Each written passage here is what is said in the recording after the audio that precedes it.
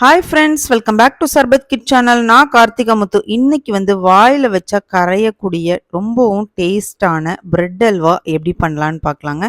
எல்லா கல்யாண வீடுகளிலுமே இந்த பிரெட் அல்வா ரொம்பவே ஃபேமஸுங்க. ஸோ அதே வீட்டில் எப்படி பண்ணுறதுன்னு பார்க்கலாம்.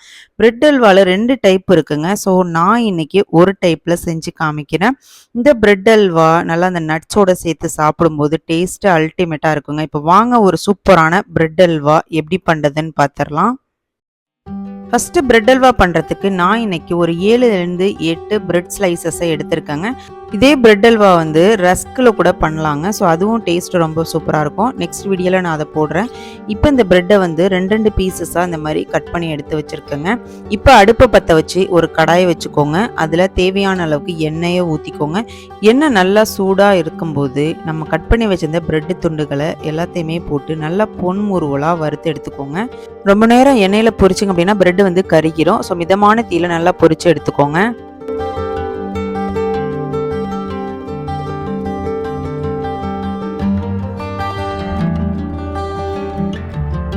இப்போ பிரெட் நல்ல ஒரு கோல்டன் கலர்ல வந்துருச்சு. இந்த ஸ்டேஜ்ல பிரெட்டை எடுத்து ஒரு பிளேட்ல வச்சுக்கோங்க.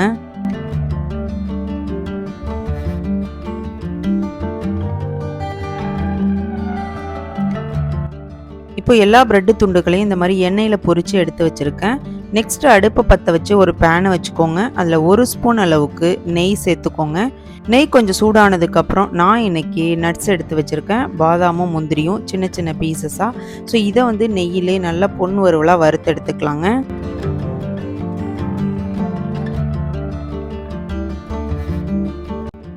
இப்போ பாதாம் முந்திரி எல்லாமே நல்லா வறுபட்டுருச்சு. ஒரு பிளேட்டில் எடுத்து வச்சுக்கோங்க. நெக்ஸ்ட்டு அதே பேன்லே 1 கப் அளவுக்கு ஒயிட் சுகர் எடுத்துருக்கேங்க. ஸோ அதை போட்டு அதே அளவுக்கு 1 கப் அளவுக்கு தண்ணியும் சேர்த்துக்கோங்க. இந்த சுகரில் கம்பி பதம்லாம் எதுவும் தேவையில்லைங்க. ஜஸ்ட்டு இந்த சுகர் கரைஞ்சா மட்டும் போதும். இப்போ சுகர் நல்லாவே கரைஞ்சிருச்சு. இந்த ஸ்டேஜில் நம்ம வறுத்து வச்சுருந்த பிரெட்டு துண்டுகளை இதில் போட்டுட்டு நல்லா அந்த ஜீரால படுற மாதிரி மிக்ஸ் பண்ணி விட்டுக்கோங்க. இப்போ இந்த பிரெட் துண்டுகள் ஒரு 5 நிமிஷத்துக்கு அந்த ஜீராலே நல்லா வேகட்டுங்க.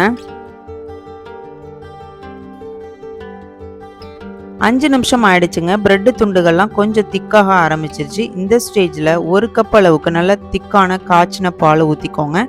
நான் பசும்பால் தாங்க ஊற்றிருக்கேன். ஸோ இந்த பால் எல்லாமே அந்த பிரெட்டை நல்லா உறிஞ்சி திக்காக வரணுங்க. ஒரு 5 நிமிஷத்துக்கு அப்படியே நல்லா ஸ்லோ ஃப்ளேமில் வச்சுட்டு மிக்ஸ் பண்ணி விட்ருங்க. இப்போ பிரெட்டு நல்லாவே திக்காக ஆரம்பிச்சிருச்சு. இந்த ஸ்டேஜில் ஒரு 1/4 ஸ்பூன் அளவுக்கு ஏலக்காய் தூள் சேர்த்துக்கோங்க. இதை போட்டுட்டு நல்லா மிக்ஸ் பண்ணி விட்ருங்க.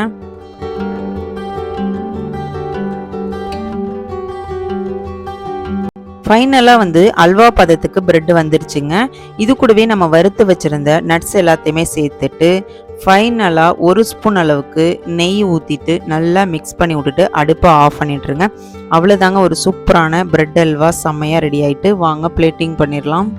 இன்னைக்கு சுட சுட வாயில் வச்சா கரையக்கூடிய ஒரு அட்டகாசமான பிரெட் அல்வா செம்மையாக ரெடி ஆகிட்டுங்க.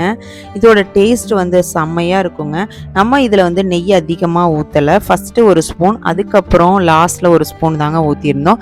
ஆனால் இந்த நட்ஸோட இந்த பிரெட் அல்வா சேர்த்து வச்சு சாப்பிடும்போது அல்டிமேட்டாக இருக்குங்க. கண்டிப்பாக ஒரு டைம் ட்ரை பண்ணி பாருங்கள். உங்களுக்கு இந்த வீடியோ பிடிச்சிருச்சு அப்படின்னா ஒரு லைக் பண்ணிவிட்டு உங்களோட ஃப்ரெண்ட்ஸ் அண்ட் ஃபேமிலிக்கு ஷேர் பண்ணுங்கள். நாளைக்கு ஒரு சூப்பரான ரெசிபியோட நான் உங்களை மீட் பண்ணுறேன். Thank you for watching.